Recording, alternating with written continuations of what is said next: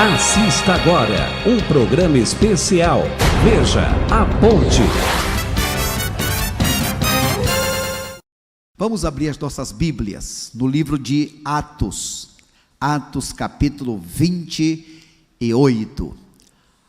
Há alguns meses atrás, começamos em Atos capítulo 1 e fomos capítulo a capítulo, nesta noite chegando ao capítulo 28, ou seja, a concretização daquilo que Deus planejou na vida de Paulo, desde a sua conversão, chegando aqui ao final do seu ministério, da sua vida, praticamente aí 30 anos gastos a serviço do Senhor. Vamos ler então os primeiros versos deste texto, Atos capítulo 28, diz assim: já salvos, soubemos então que a ilha se chamava Malta. Os que habitavam a ilha usaram conosco de muita bondade, pois acenderam uma fogueira e nos abrigaram a todos por causa da chuva que caía e do frio. Enquanto Paulo ajuntava um feixe de gravetos e os colocava sobre o fogo, uma serpente, fugindo do calor, prendeu-se à sua mão. Quando os que habitavam a ilha viram a serpente pendurada na mão de Paulo, disseram uns aos outros: certamente este homem é um assassino, pois embora salvo do mar, a justiça não o deixa viver. Mas ele, sacudindo a serpente no fogo, não sofreu mal nenhum. Eles, porém, esperavam que Paulo viesse a inchar ou a cair morto de repente. E tendo esperado muito tempo e vendo que nada de anormal lhe acontecia, mudaram de opinião e começaram a dizer que ele era um deus. Até este verso 6, nós daremos sequência à leitura, mas queremos nesta noite, com a bênção do nosso Deus, falar sobre o tema missão do servo, cumprir a missão. Missão do servo, cumprir a missão. Obrigado, Deus maravilhoso, nosso pastor por excelência, nosso sumo pastor.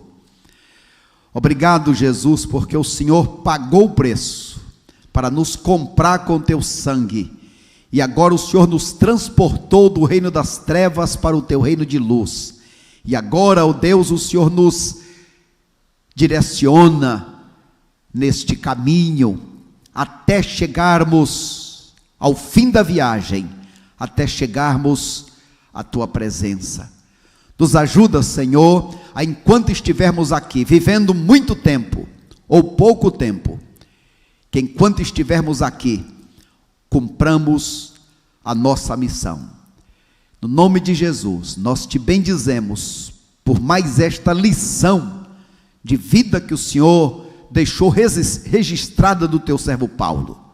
Ó Deus, nesta noite, pela tua misericórdia, mais uma vez, fala conosco, pois estamos, ó Deus, a ouvir a tua voz, e estamos assim no nome para a glória de Jesus Cristo. Amém, Senhor. Amém, Pai. Mantenha a sua Bíblia aberta neste capítulo de número 28. A maioria dos irmãos que tem acompanhado as mensagens sabem que o livro de Atos é dividido basicamente em duas partes principais. Atos do capítulo 1 até o capítulo 12, Deus, através do Espírito Santo, usando Pedro. Os atos de Pedro, direcionado, orientado, usado pelo Espírito Santo até o capítulo 12. A história de Paulo começa no capítulo 9 de Atos. mas ele está sendo preparado. E de fato, a partir do capítulo 13 ao 28, é a história do que Deus fez na vida de Paulo. São os atos do Espírito Santo, usando basicamente a Paulo como alguém que foi levantado por Deus para tirar a igreja apenas do judaísmo, apenas do país de Israel, e levar aos gentios, e levar aos confins da terra, e levar até o final da vida dele, de forma que aquele evangelho chegou até nós, e a nossa missão é continuar levando para outros até que chegue o dia da volta do Senhor Jesus. Como sabemos, Paulo foi preso no capítulo 21, 22, e vem uma história de estar preso, uma história de passar por acusações, por quase morte. A partir do capítulo 26, começa um processo de viagem, saindo de Cesareia para chegar a Roma. É uma história empolgante. Quem acompanhou sabe quantos momentos tensos. Paulo pode dizer: a vida é um milagre, porque se tem alguém que Deus livrou da morte, muitas vezes, de muitas maneiras, foi este homem chamado Saulo, este homem que Deus transformou como um grande baluarte do evangelho, um apóstolo, mesmo sem ter estado pessoalmente com Jesus, mas alguém que viu a Jesus, alguém que foi comissionado para realizar esta grande obra. E aí, no capítulo 27, houve um momento muito tenso, toda a embarcação se perdeu, as pessoas tiveram ali um momento de certa tensão, 275 pessoas, e Deus fez um milagre. Deus disse para Paulo, numa visão: fique tranquilo que nem um fio de cabelo destas pessoas se perderá, todos serão salvos. Então, por causa de Paulo, Deus salvou a todos aqueles passageiros, aqueles tripulantes. Bem, não foi fácil, mesmo Deus revelando isso, mas a situação ficou muito tensa.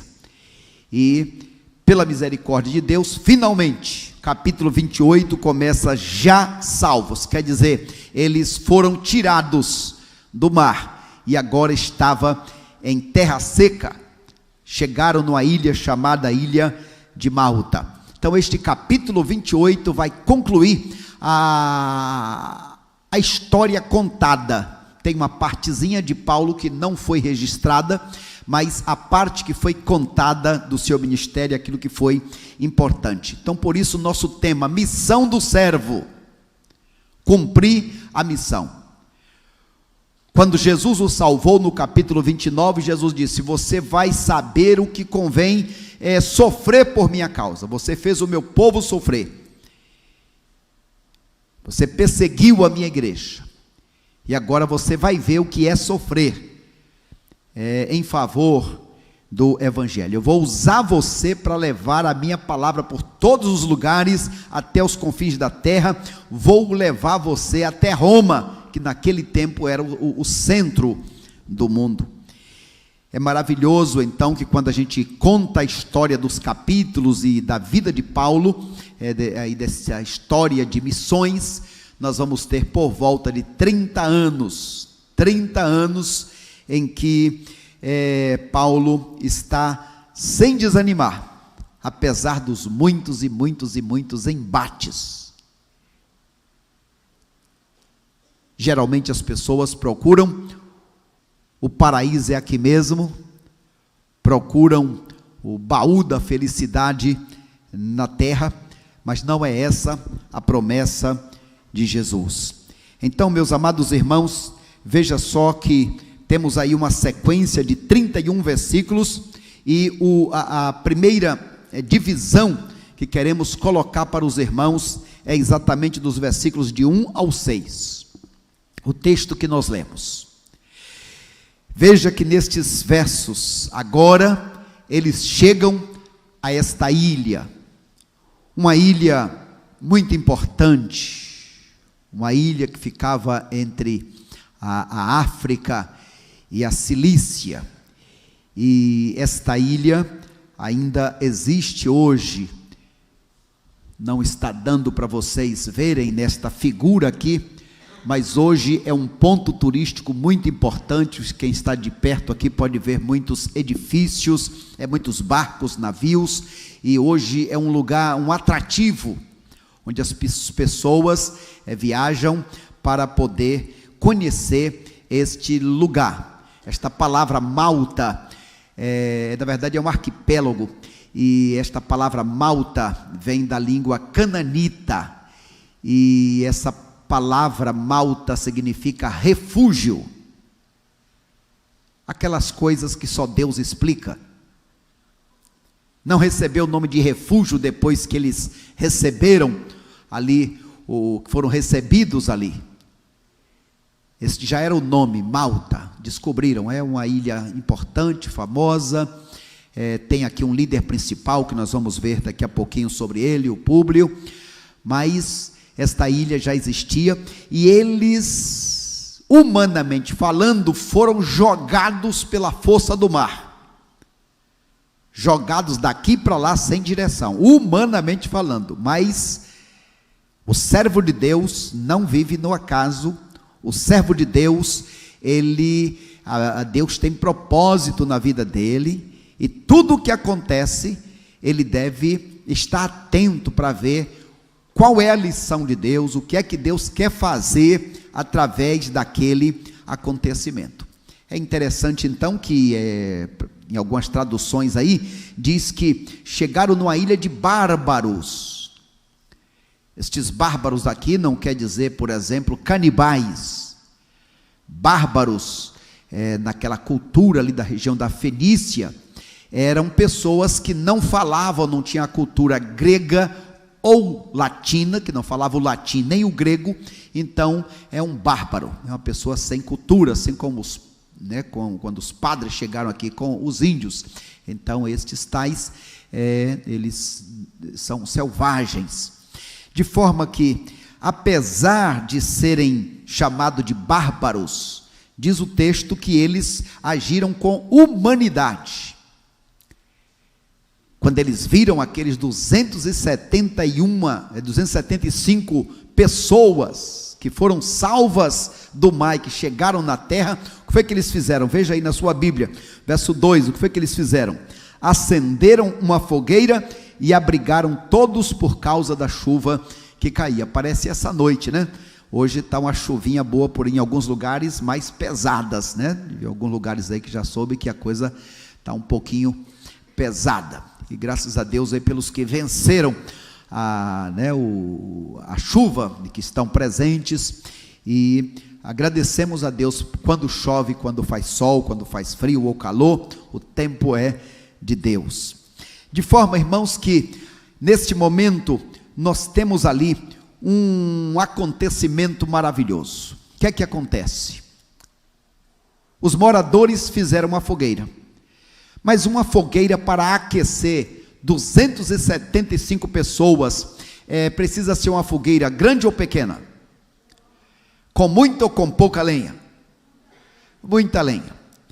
E aí, o apóstolo Paulo, o representante de Cristo, o homem que salvou a todo mundo do mal, o homem com quem Deus falou, agora, ele se dispõe a fazer a parte dele. Ele se dispõe a ir catar gravetos. Servo de Deus deve ser uma pessoa proativa, deve ser uma pessoa que às vezes não tem disponibilidade, mas tem disposição, tem iniciativa. E este Saulo então sai e vai procurar gravetos. Colocamos esta frase aí: só o homem pequeno se nega a fazer o trabalho insignificante. Trabalho que parece pequeno demais. Talvez às vezes até humilhante. eu quero fazer alguma coisa para ajudar. Tem hora que era orando, tem hora que era falando, tem hora que era aconselhando, mas agora precisava de alguém para ir pegar gravetos, para manter a fogueira acesa. Nós dizemos sempre, meus irmãos, que na igreja ou no reino de Deus, um dos grandes segredos é o que é que precisa ser feito, o que é que não tem ninguém fazendo. Quando a gente pensa na igreja, vocês não têm ideia, irmãos, de quantas e quantas pessoas se precisa. Agora vamos começar, por exemplo, o curso de porteiros com ênfase em segurança. Tem muito trabalho. Precisa de pessoas voluntárias para fazer coisas. No Ministério do Serviço, quantas áreas, quantas lacunas. No Ministério da Adoração, no Ministério da Comunhão e assim por diante. Em todos os ministérios tem lacunas. Por quê?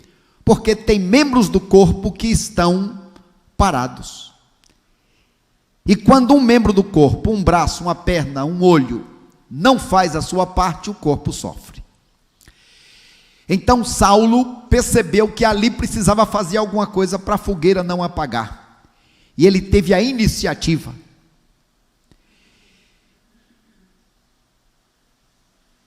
E às vezes Deus usa. Começa a fazer o que não tem ninguém fazendo. Deus colocou no teu coração para fazer. Começa a fazer. Enquanto ele está catando o graveto, uma serpente vem e pica. E esta serpente não apenas picou e foi embora, mas ela mordeu e ficou agarrada. Os moradores da região, que conheciam a serpente, que conheciam qual era a cobra que estava picando, disse: pronto, esse aí de fato é um criminoso, é um homicida, conseguiu fugir da ira do mar, mas olha, agora acabou. Eu conheço diversas cobras, se eu ver uma tal, eu sei qual é.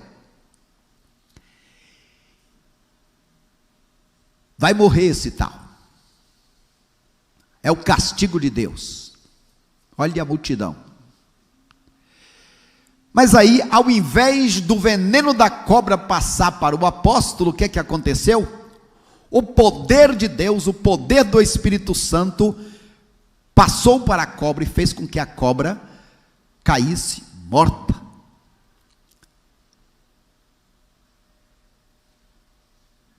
As pessoas então ficaram olhando. Vamos esperar. O cara vai inchar, vai cair, vai morrer. E o apóstolo, poxa, foi isso, ó. Tranquilo. Continua ali trabalhando e as pessoas olhando. E quando vê que nada acontece, qual é a reação deles, irmãos? Começam a dizer o quê? É um Deus. Olha, irmãos, o perigo de seguir a multidão. Irmãos, a multidão nem sempre está certa e quase sempre está errada.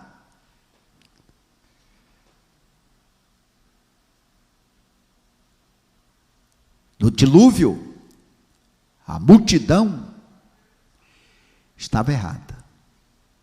E quando a gente vai olhar na história, a gente vai ver que, na grande maioria das vezes, a multidão está errada. A multidão é volúvel. A multidão se deixa levar. O fato é que agora eles começaram a dizer: é um Deus. Olha aí o verso 6, finalzinho. Mudaram de opinião e começaram a dizer que ele era um Deus. Isso já aconteceu, tinha acontecido, né, na história de Paulo, várias outras vezes. De forma que Deus usa as pequenas coisas. Através daquele pequeno gesto, pequeno ato, de fazer o que ele voluntariamente, uma pessoa que se dispõe, que tem iniciativa. Deus usou aquela atitude. Então, que Deus ajude a cada um de nós a também sermos pessoas que Deus encontra com um coração desejoso de servir. Mas não é só desejoso, porque tem gente que fica só desejando, mas nunca começa. O que é que dá para eu fazer? De novo, esta semana, ouvi alguém da igreja: se eu ganhasse uma grande soma em dinheiro, olha, eu comprava aquele terreno, eu terminava aquela construção, não sei o que. Eu falei: então, irmã, dá um pouquinho, dá o pouquinho que você pode hoje. Se eu ganhasse, a verdade é que se ganhasse não daria nada, porque se não dá o pouco, também não dá o muito. Então tem muita gente que gostaria de fazer, mas que nunca toma de fato a iniciativa. E aqui, meus irmãos, é maravilhoso saber o que Deus fez usando este seu servo, e agora esta multidão está com um novo olhar. O que é que acontece daí em diante? Olha o verso 7 em diante, a sequência. Agora ele está ajudando e curando pessoas. Ele é o prisioneiro, mas é um camarada que nas mãos de Deus acontece. Um homem, uma mulher, nas mãos de Deus acontece. Tem gente que quer se promover, só se dá mal, vai quebrar a cara. Mas quando se coloca nas mãos de Deus, fica tranquilo que Ele sabe como promover, Ele sabe como elevar, Ele sabe como fazer ser visto, ser destacado. Deus é especialista em dar honra a quem honra a Ele. Gostaria de receber honra na sua família, na sua escola, no seu trabalho, na sua igreja, na sua vida? Dê honra ao Senhor. É isso que diz a palavra: enamora-te, deleita-te, fica na presença de Deus e Ele concederá o que deseja o teu coração. Bem, este Saulo continua a história dele aí, versos 7 ao 10. Nos arredores daquele lugar havia umas terras que pertenciam a um homem mais importante da ilha, cujo nome era Públio. Ele nos recebeu e nos hospedou bondosamente por 3 dias. O pai de Públio estava de cama, sofrendo febre e disenteria. Paulo foi visitá-lo e, tendo orado, impôs-lhes as mãos e o curou. Feito isto, os demais doentes da ilha também vieram e foram curados. E eles nos distinguiram com muitas honras, e ao embarcarmos, puseram a bordo as coisas que nos eram necessárias. Veja só que Deus continua usando, e mais uma vez vem aí a iniciativa. Veja que lá no barco a iniciativa de Paulo foi orar, foi aconselhar, foi mandar o povo comer, foi dar palavras de ânimo, foi tomar iniciativa. Ali no início foi catar gravetos. E agora o que é que ele está fazendo? Agora ele foi fazer visita na casa de uma pessoa que estava enferma. E fazendo esta visita, o homem, o pai do Públio, foi curado.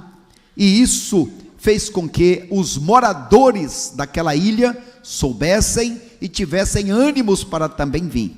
É interessante quem está fazendo um estudo bíblico e vê a expressão aí, curou e foram curados. A expressão do foram curados dá a ideia do tratamento medicinal.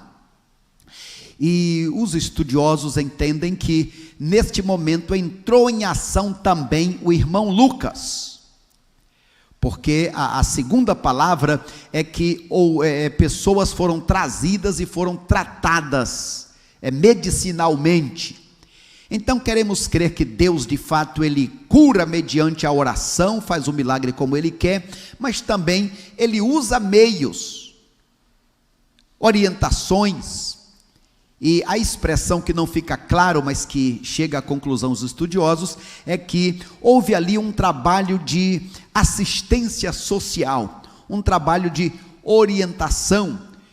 Por exemplo, imagine que chega num lugar um médico e encontra lá, por exemplo, pessoas que se vê que não escovam os dentes.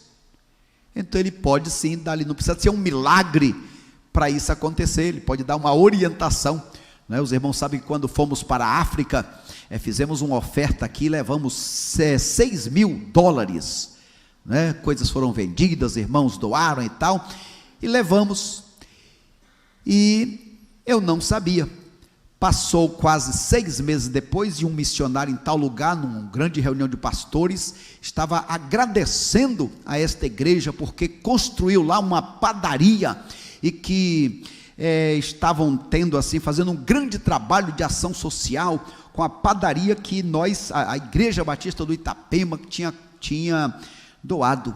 Aí eu, meu irmão, acho que essa informação não está batendo. Não, vocês deram, porque na verdade a igreja de Curitiba, há mais de 2 anos, tinha doado todas as máquinas da padaria, mas não tínhamos onde fazer. E foi com o dinheiro que vocês deram que nós compramos o terreno e construímos a padaria. E hoje nós servimos a comunidade. E foi dizendo então. Então assim, tem várias formas de Deus fazer o milagre. E é bom entender isso aqui como um dos primeiros trabalhos de assistência.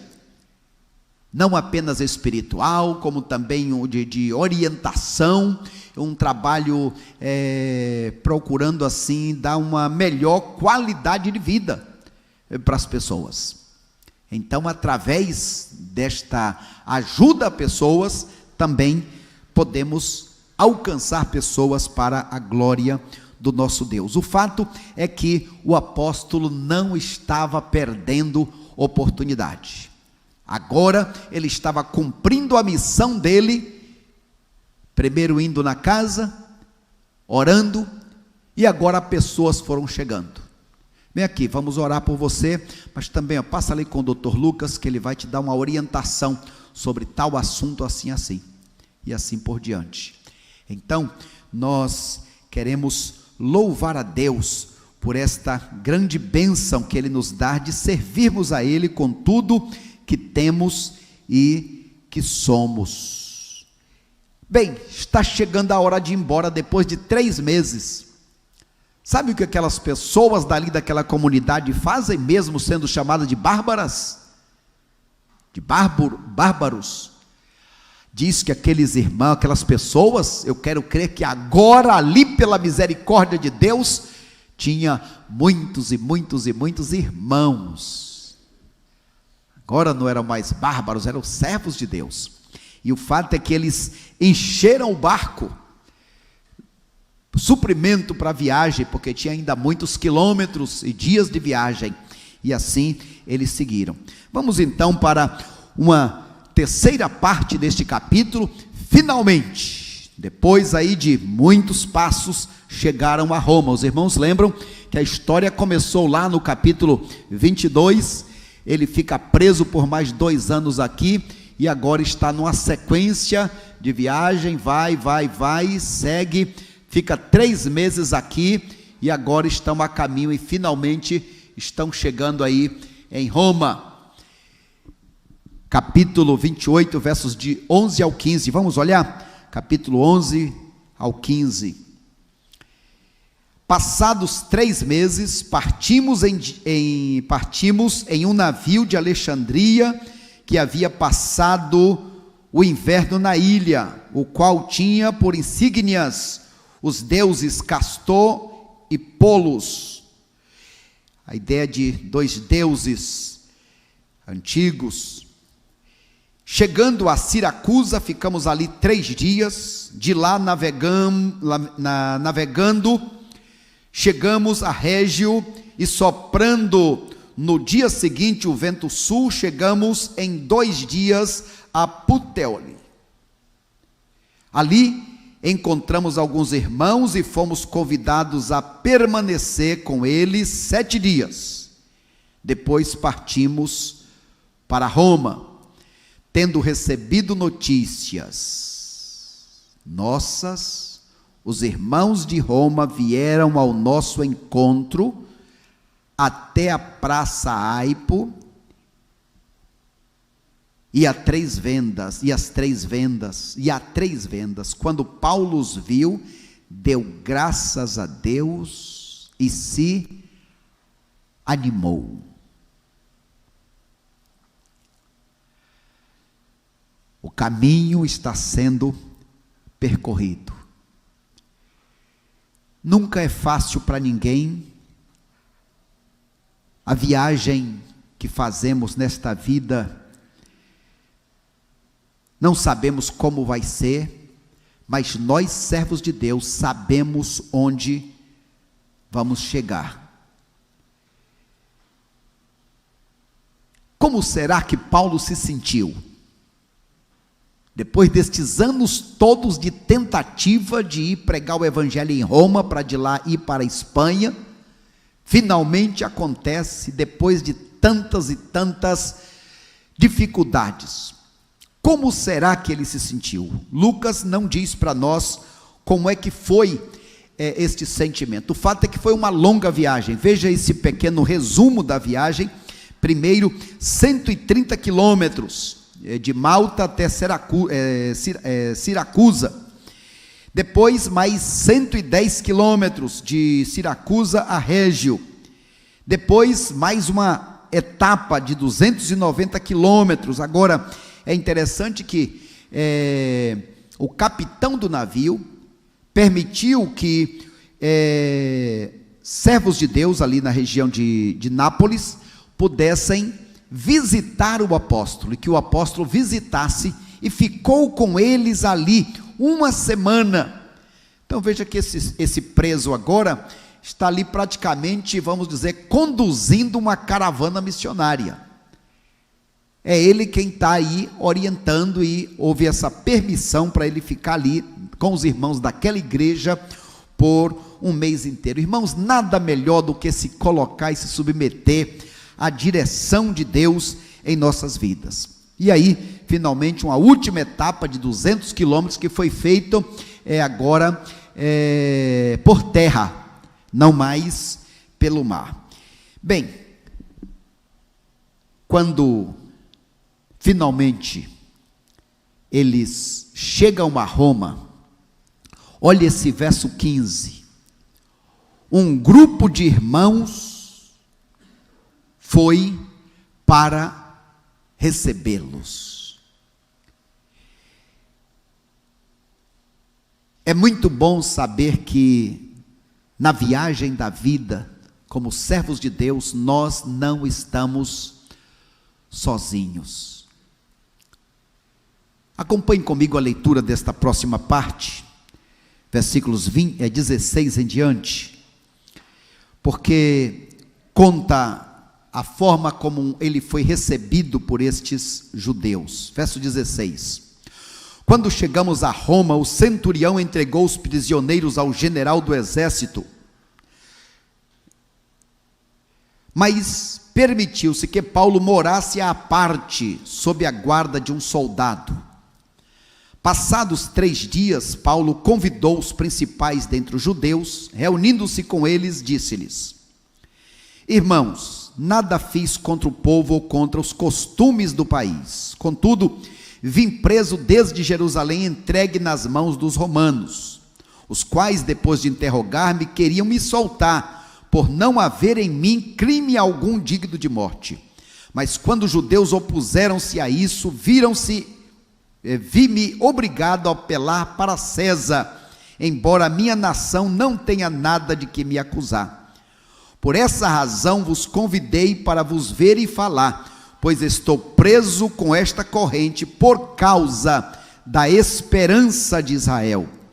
Mas eles lhe disseram: não recebemos cartas da Judéia a teu respeito, nem veio aqui irmão algum que relatasse ou dissesse algo sobre ti.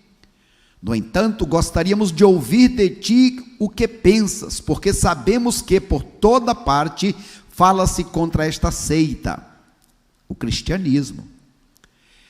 Tendo eles marcado um dia, muitos foram encontrar-se com ele em casa, desde a manhã até a noite. Paulo lhes explicava com bom testemunho o reino de Deus e procurava convencê-los acerca de Jesus, tanto pela lei de Moisés como pelos profetas. Uns criam nas palavras de Paulo, outros rejeitavam. Havendo divergência entre eles, retiraram-se depois que Paulo falou estas palavras.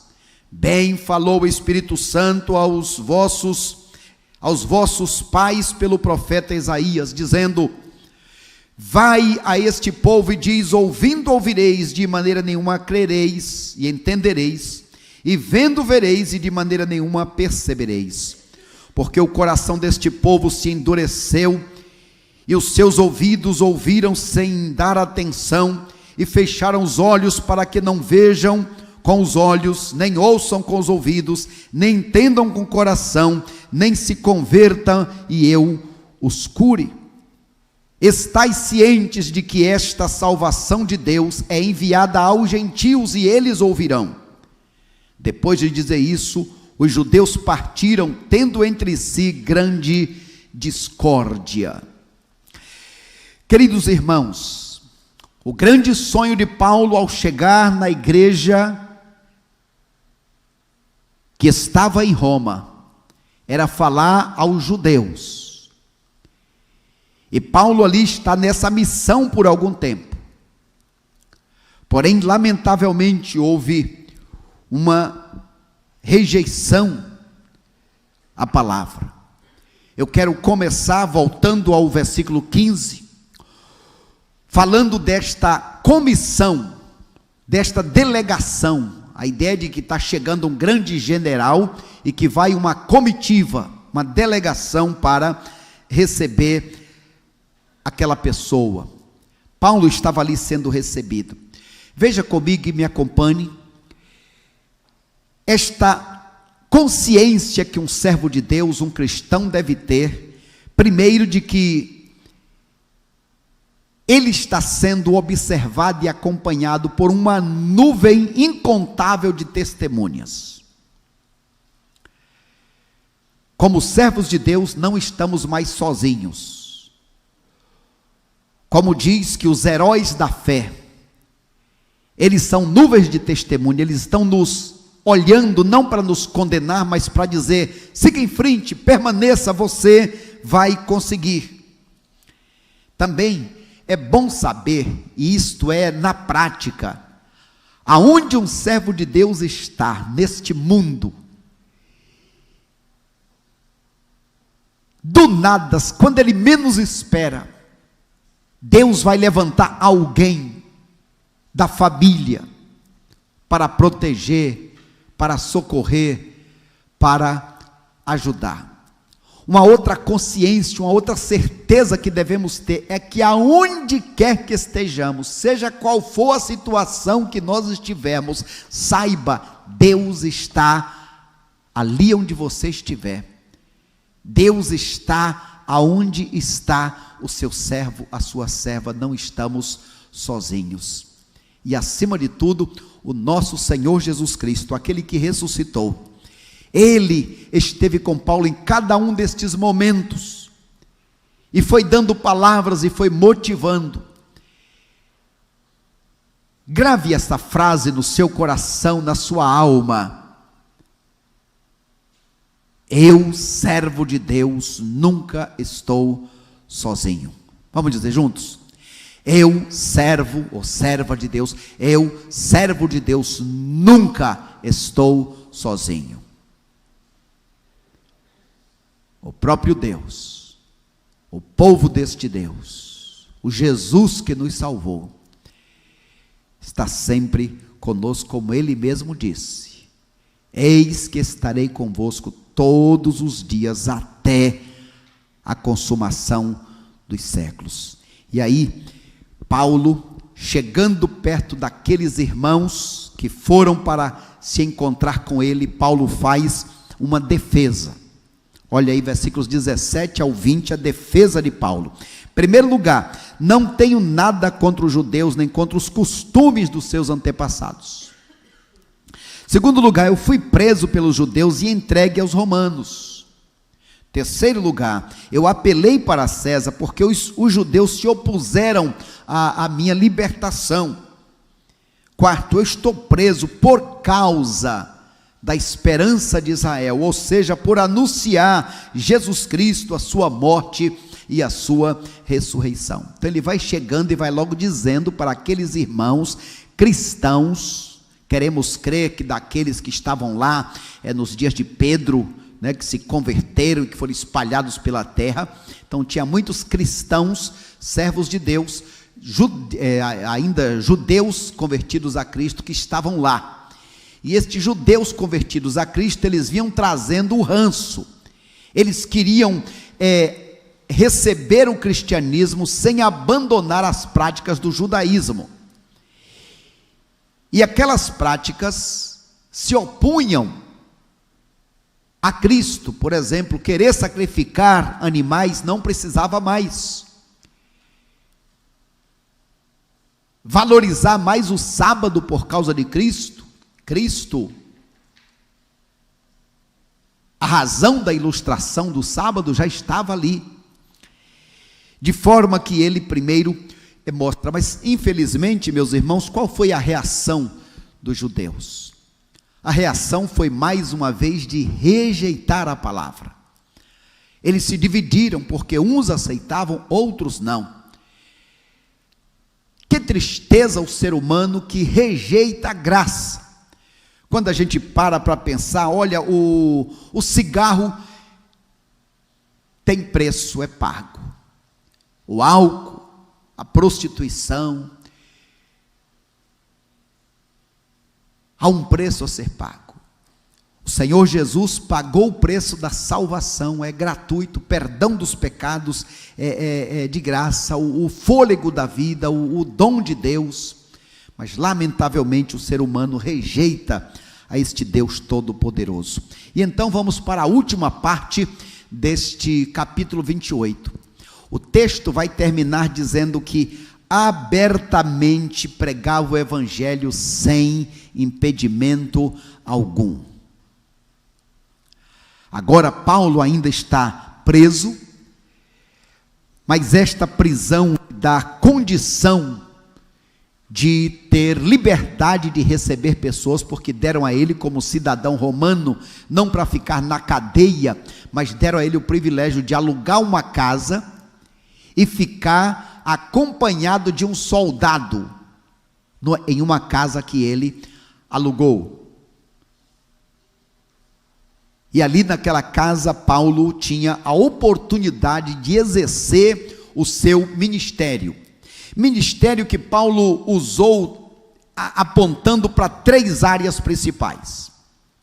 Os versículos 17 em diante até o 20 mostra que Paulo se dedicou no primeiro momento a falar com os judeus. Vocês precisam entender que tudo que tem no Velho Testamento era a sombra que se cumpriu em Cristo. Jesus é a concretização. Quem quiser ser salvo não é mais pelas obras. Agora, Ele pagou o preço. Agora você não precisa mais pedir ao sacerdote para suplicar por você. Agora você mesmo pode ir diante de Deus. Mas os judeus, em sua maioria, rejeitaram. Então Paulo diz, olha, vocês estão fazendo lembrar o que Isaías disse, que esse povo ouve, mas não entende, ouve, mas não aceita. Então a partir de agora, assim como eu fiz em todo o meu ministério, comecei com vocês, mas vocês não querem, eu vou para os gentios. Quem são os gentios? Todo aquele que não é judeu. Então eu e você, para aquela linguagem, éramos e somos gentios, nós não somos judeus. De forma que, primeiro Paulo procura fazer com que eles entendam e recebam o Messias. Os que não sabem, os judeus ainda hoje esperam que o Messias venha. Para eles, Jesus ainda não veio, porque para eles Jesus não é o Messias. Lamentavelmente. E oramos para que Deus os converta, e graças a Deus existem muitos que têm se convertido ao Senhor e têm deixado as práticas antigas do judaísmo para o cristianismo receber Cristo, né? Chamado o judeu messiânico, aquele que reconhece Cristo como o Messias. O fato é que, depois disso, nos próximos meses e anos, Paulo vai se dedicar agora aos gentios, a todos aqueles que não são judeus, mas que também podem se arrepender e podem fazer parte do Evangelho. Além disso, Paulo usou estes anos para escrever.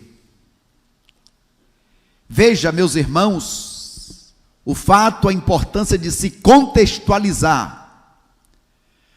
Por exemplo, há 2 anos passados, meus irmãos que estão aí participando à distância, nós não tínhamos esta prática. A pandemia nos fez criar também essa possibilidade.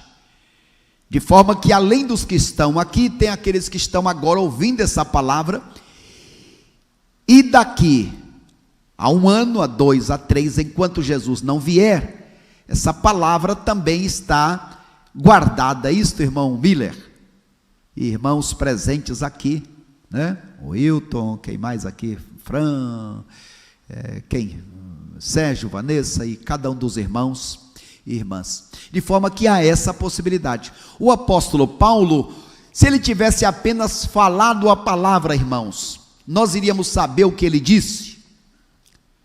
Por exemplo, Lucas não conta o que é que acontece com Paulo depois dos 2 anos que ele está ali preso.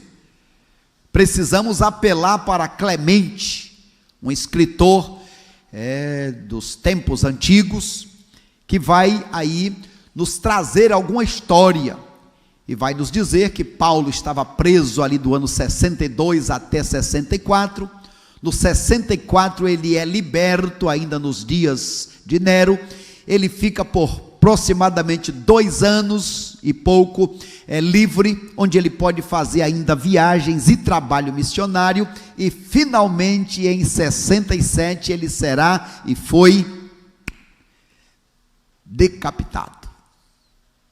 Como é que pode, hein, irmã Paola? Como é que pode, irmã, alguém terminar assim? A pergunta é: será que valeu a pena, irmãos? Sofrer tanto e no final ser decapitado? Será que valeu a pena ou era melhor ele ter seguido outro caminho? Irmãos, o que está à nossa frente não é desse mundo. De forma que Paulo, ali naquela prisão, ele não, o quê? Não ficou ocioso. Ali Paulo escreveu algumas cartas, como a de Filipenses, onde ele diz: irmãos, alegrai-vos sempre no Senhor. É a carta da alegria. Ele escreveu estando preso, e esse preso quer dizer que tinha uma corrente, ele estava atrelado a um soldado aonde quer que ia, mas escreveu esta carta aos Filipenses. A carta à igreja de Éfeso foi escrita lá da prisão. A carta à igreja de Colossos, a carta chamada pastoral a Filemon, e a grande carta pastoral, a última carta que ele escreveu e que ele mandou, a carta segunda carta de Paulo a Timóteo, seu filho na fé. E é maravilhoso saber que enquanto ele esteve preso ali, vários irmãos estiveram com ele participando. Como sabemos disso? Olhando nas cartas. Lucas e Aristarco, o próprio Timóteo, o Epafrodito, o Tíquico, o Marcos, vários irmãos puderam ali dar algum socorro, algum apoio ao ministério do apóstolo Paulo. Eu quero nesta noite partir para o encerramento, dizendo que nas viagens da vida, todos nós precisamos de alguma coisa. Nessa viagem que estamos fazendo, e aí, independente das circunstâncias, do momento que seja, nós precisamos aí de 5 coisas indispensáveis como servos de Deus, olhando o exemplo aqui desta viagem do capítulo 27 ao 28. Quais são estas coisas que nós precisamos? A primeira, estar atentos aos sinais de Deus. Versículos 27, capítulo 27, diz que eles iam viajar, e Paulo sentiu de que não deveriam. Ele disse: irmãos, é perigoso, é possível que tenhamos aí avaria, perda de bens e até de vidas, mas as pessoas não deram atenção ao apóstolo. Nós devemos estar atentos aos sinais. Os sinais mostram coisas. Eu tenho determinados sonhos que, se eu sonhar, eu já sei aí coisas que vão acontecer, boas ou ruins. Fique atentos aos sinais.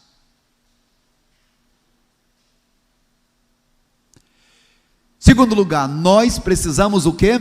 Nos posicionar como encorajadores. Não ouviram Paulo? O barco estava a pique, ia ver, a situação estava perdida, caso perdido. Mas Paulo, ele, como servo de Deus, não se deixou levar pela correnteza. Como servo de Deus, ele procurou encorajar aquelas pessoas. Comam, se alimentem, creiam em Deus. Ele me falou que vocês vão sobreviver. Eu estou orando por vocês. Viu, gente? Servo de Deus é aquele, como se diz, é um porto seguro. E qual é o segredo do servo de Deus para ser porto seguro? É que ele se segura em Cristo. Se segura em Cristo, aí ele consegue segurar os outros. Terceiro lugar, ser aquecidos e aquecer pessoas. O apóstolo chegou naquela ilha em Malta, e alguém teve a iniciativa de acender a fogueira, mas estava apagando. E na vida, de vez em quando, o fogo está apagando, o ânimo está apagando, a disposição está apagando, e nós precisamos buscar estratégias de Deus, gravetos, para aquecer a vida pessoal, para aquecer o casamento, para aquecer a vida profissional, para aquecer a minha vida cristã, meu relacionamento com Deus. Nós precisamos estar aquecidos para poder aquecer. E a melhor maneira de aquecer os outros a melhor maneira de aquecer a si mesmo é aquecendo os outros. Vamos dizer juntos? A melhor maneira de aquecer-se a si mesmo é aquecendo os outros. Quarto, precisamos ser instrumentos para trazer a presença de Deus e a cura. Meus amados irmãos, eu quero crer que aquela ilha de Malta agora tinha uma história para contar. Passou aqui um servo de Deus, e o servo de Deus trouxe Deus para nós. Eu quero crer que por causa daquela passagem, muitos e muitos foram salvos. Quinto, nessa viagem da vida, um servo de Deus precisa cumprir a razão, nós como servos de Deus precisamos cumprir a razão da nossa existência, lembrando que não estamos sozinhos. Você sabe qual é a razão da sua existência? Você sabe qual é a sua missão? Se não sabe, busca de Deus. Se não sabe, faz o que estiver ao teu alcance fazer. Porque cada um de nós, assim como Paulo, que teve uma missão, nós também temos.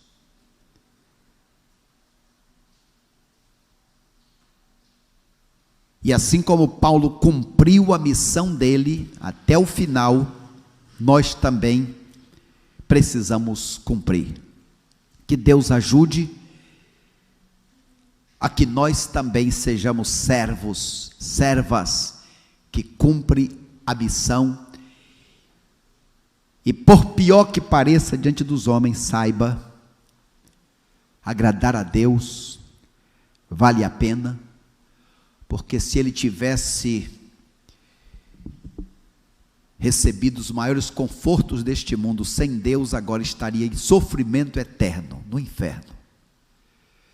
Mas sofrer neste mundo com Cristo, partir deste mundo com Cristo, é a segurança de viver eternamente com Ele lá no céu. Que seja assim, que Deus abençoe a todos nós. Amém? Amém. Encontro paz, orar a Deus faz bem à alma, falar com Deus me satisfaz. Falar com Deus, que privilégio! Falar com Deus, que privilégio.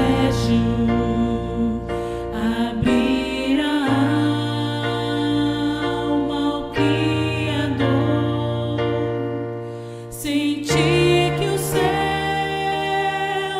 estão abertos e ouvir a voz do Salvador.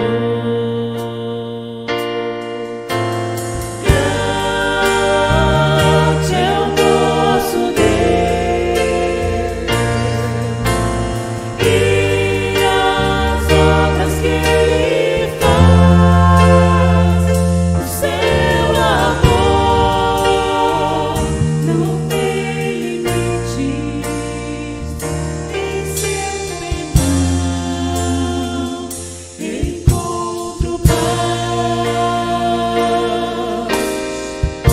Falar com Deus Falar com Deus é o que preciso, pois Ele é fonte de poder. Só nele a vida faz sentido, pois me dá forças pra viver. grande nosso Deus. Grande é o nosso Deus, e as obras que Ele faz, seu amor não tem limites, em seu perdão encontro paz.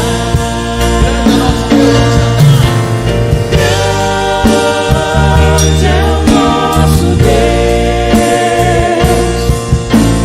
e as obras que Ele faz, o seu amor não tem limites, em seu perdão encontro paz. Na oração, encontro calma. Encontro calma na oração, Encontro paz. encontro paz, orar